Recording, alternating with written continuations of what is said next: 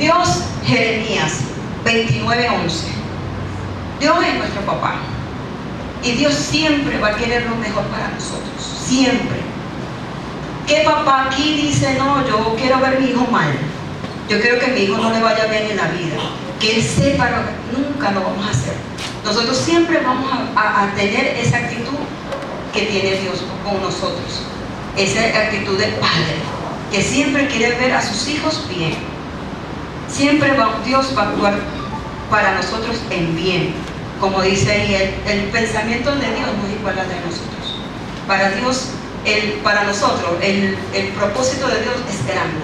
El propósito que Dios tiene para con nosotros. Ahora, les quiero hablar en sí del tema que eso fue como la introducción. Pero el Señor me ministraba en Éxodo 3, 7, 8. Que eso es de lo que yo quiero hablar.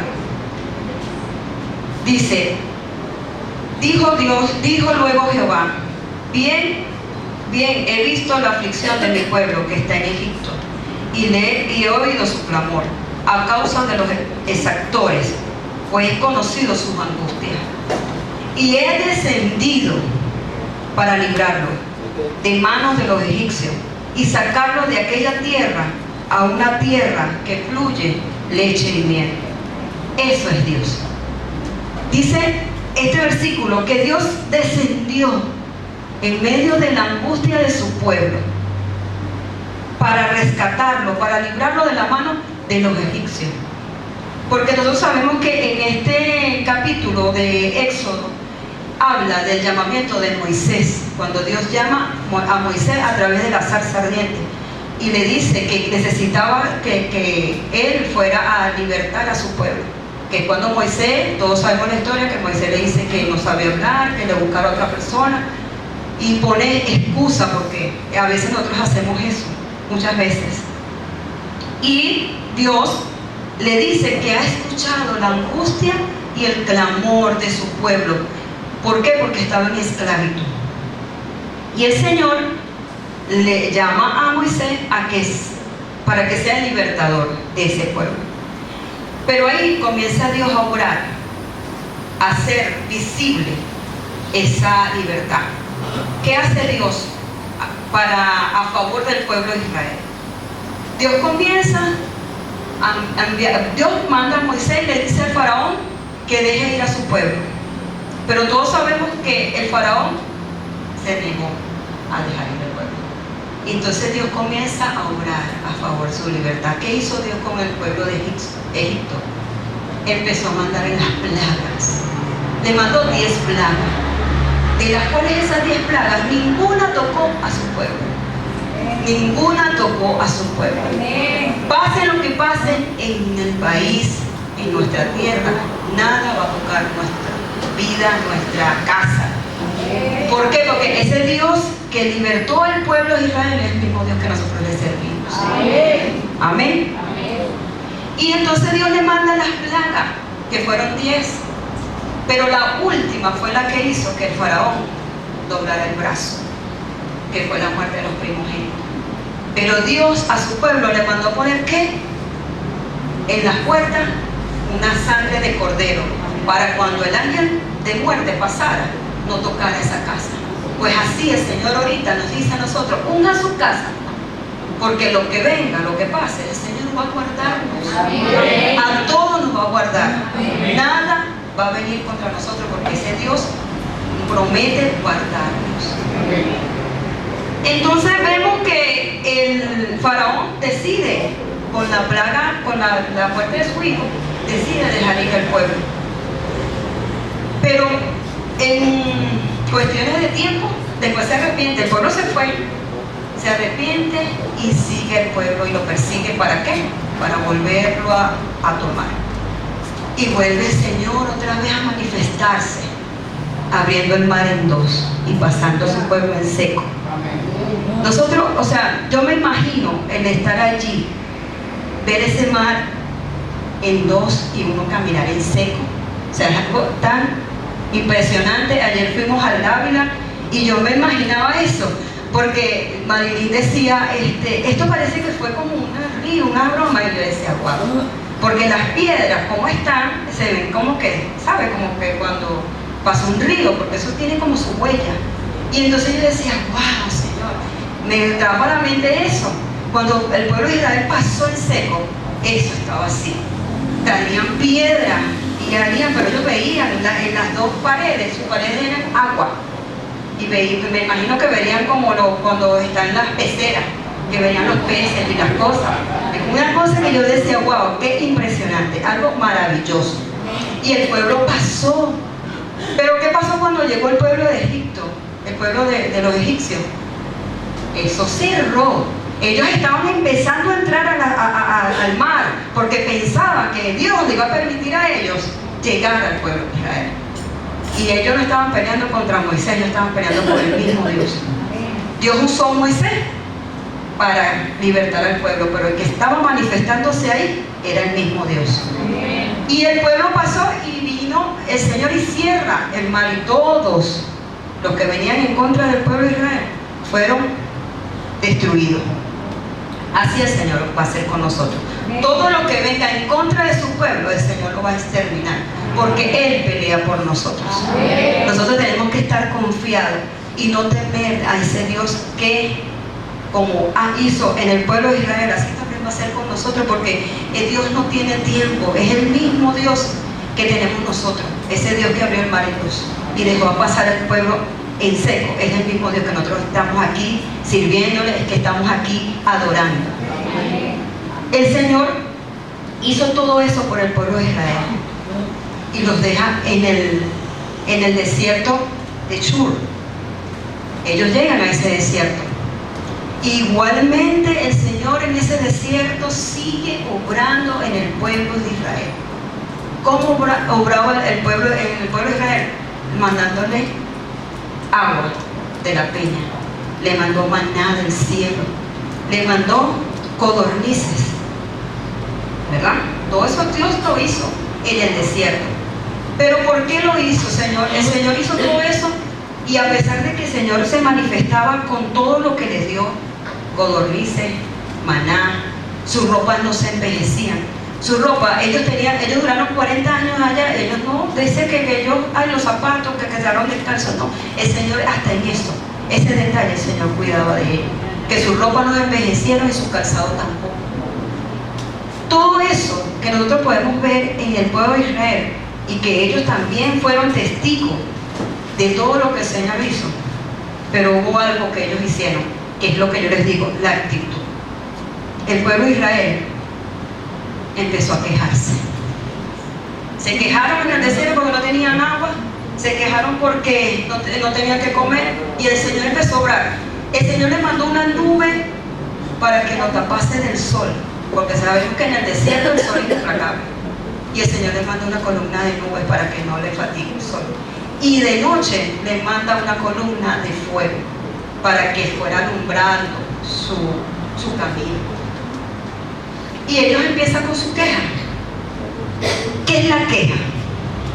La queja es una expresión de insatisfacción, es un descontento con Dios, es una falta de fe, es ingratitud.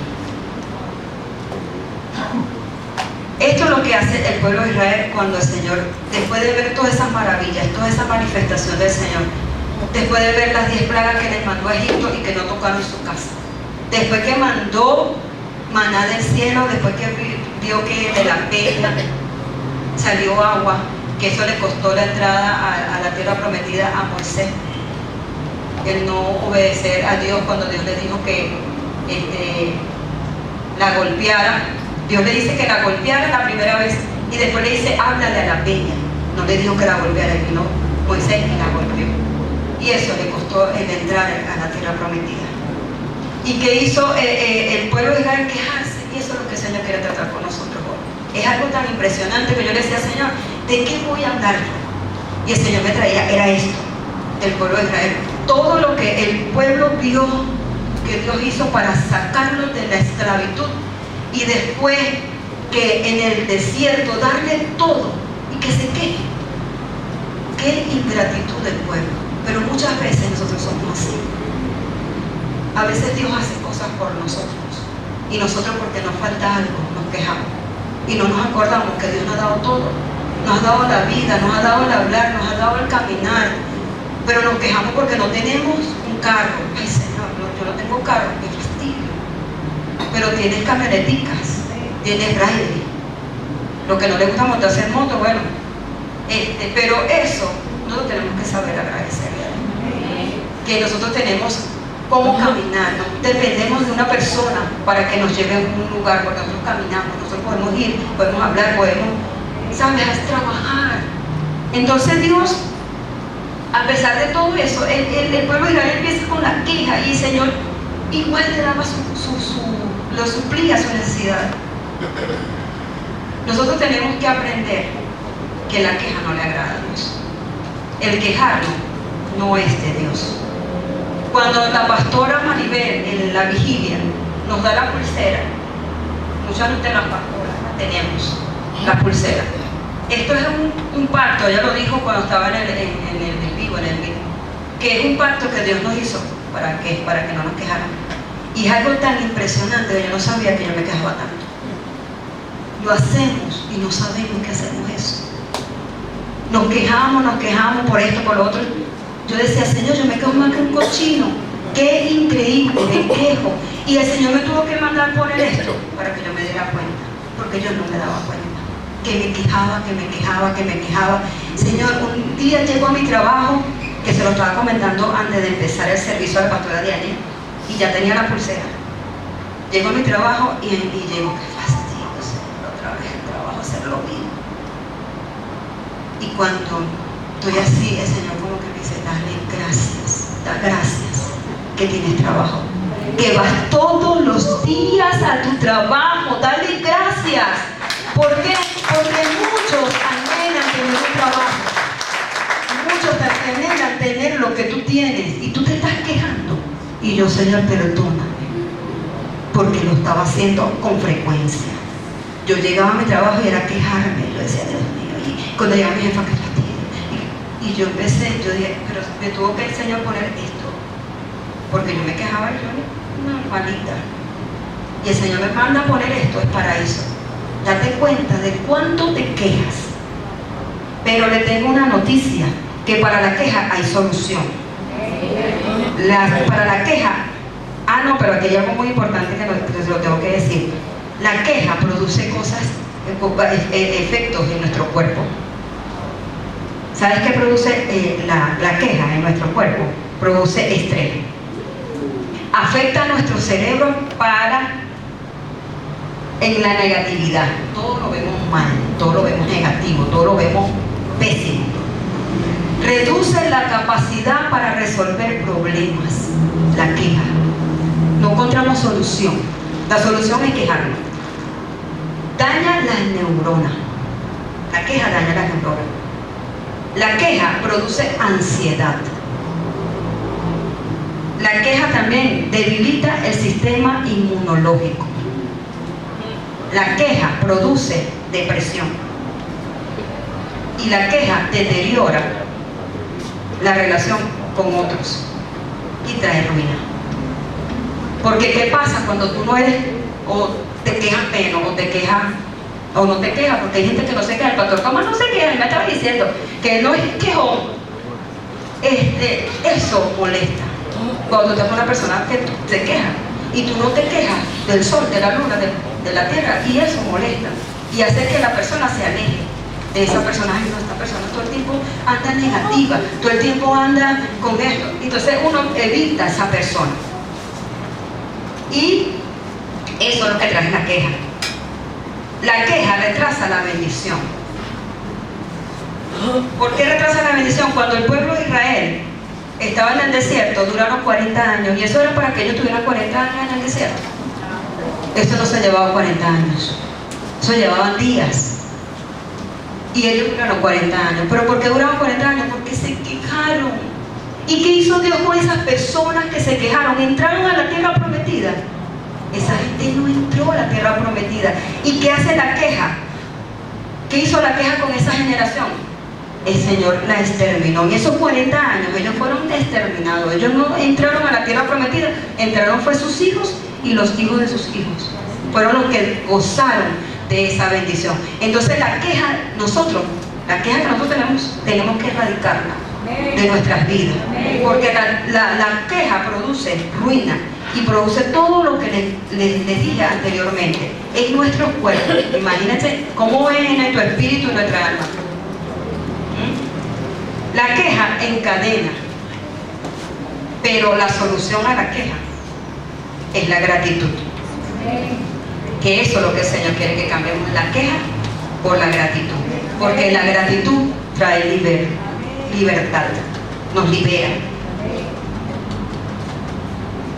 La gratitud es el acto de reconocer y apreciar la bendición de Dios en nuestras vidas. Esa es la gratitud. El Señor esta mañana quiere que aprendamos a vivir y ser agradecidos. Todos tenemos que aprender, porque como les digo, nosotros no nacemos quejándonos. Eso se nos enseña, porque si nosotros vivimos con alguien que si yo como mamá, que me quejo más, imagínate cómo se quedará mi hija. Yo me quejaba, yo me quejo, yo todavía estoy aprendiendo. Tengo mi pulsera, me la han cambiado como 7 veces, pero yo sé que me la voy a quitar porque dejé de quejarme. Eso sí, se lo aseguro. Cuando usted no me vea la pulsera, pastora, aprendí. La gratitud es lo que el Señor quiere que yo enseñara esta mañana. El Salmos 103 nos dice: bendice alma mía a Jehová y no olvides ninguno de sus beneficios. No podemos olvidar lo que Dios hizo con nosotros. No podemos olvidar cuando Dios nos sanó de alguna enfermedad. No podemos olvidar cuando Dios suple nuestras necesidades por lo que no tenemos. Que a veces nosotros no tenemos algo y se nos olvida lo que Dios nos ha dado. Pero lo más importante que tú tienes es tu vida, que tienes cómo respirar, que tienes cómo caminar y todo eso. Acuérdense de eso y nada más por eso sea agradecido, porque lo demás ya lo tiene. Con tener salud ya tiene todo. Y a Dios, imagínense, debemos recordar las cosas buenas que Dios hace por nosotros, como que nos perdona nuestros pecados, nos sana nuestras dolencias, nos rescata del peligro. El Señor muestra siempre su favor y su misericordia, siempre. Pero el ser agradecido no es igual que vivir agradecido. El ser agradecido es una emoción, es sentir esa gratitud por algo que nos dan. Cuando nos regalan algo, uno dice: ay, gracias. Eso no quiere decir que usted sea agradecido, es que usted dé gracias porque le abran la puerta, que usted dé gracias porque le den algo. Eso no es que usted sea agradecido, porque si usted no va a ese lugar donde lo tratan así, usted no da gracias. Si usted no entra al ascensor y gracias, y no está una persona que le marque el piso, usted no va a decir gracias, o que se lo marque y a veces ni siquiera lo decimos: Señor, gracias, no lo decimos. Entonces eso no quiere decir que nosotros somos agradecidos.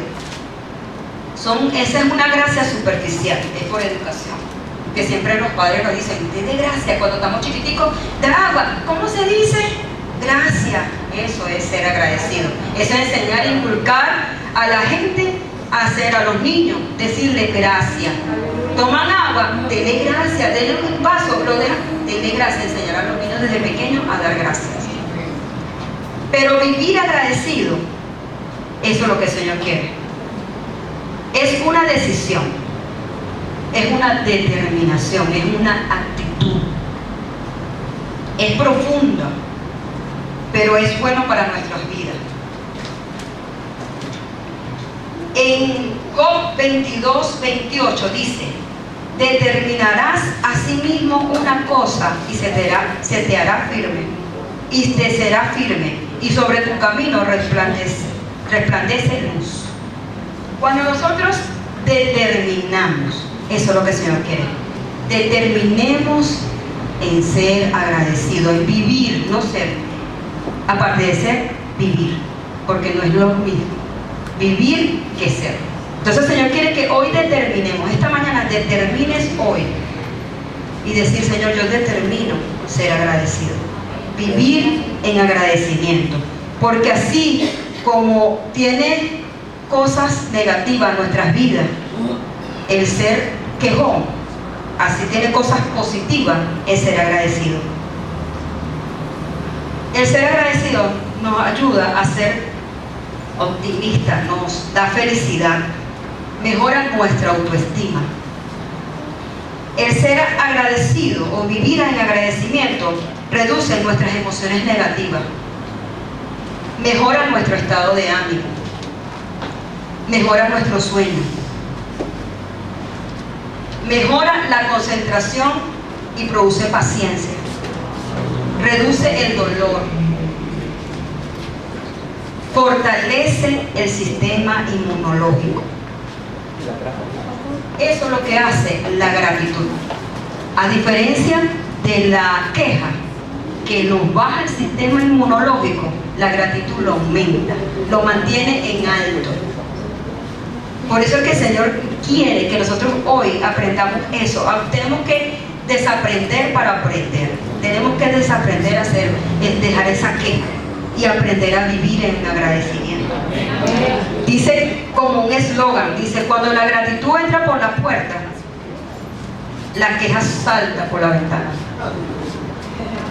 Y entonces tenemos que dejar que la gratitud entre por nuestras puertas, en nuestros corazones, y que la queja tenga que saltar por la ventana de nuestro corazón y salir fuera en el nombre de Jesús, porque no es imposible que nosotros dejemos de quejar.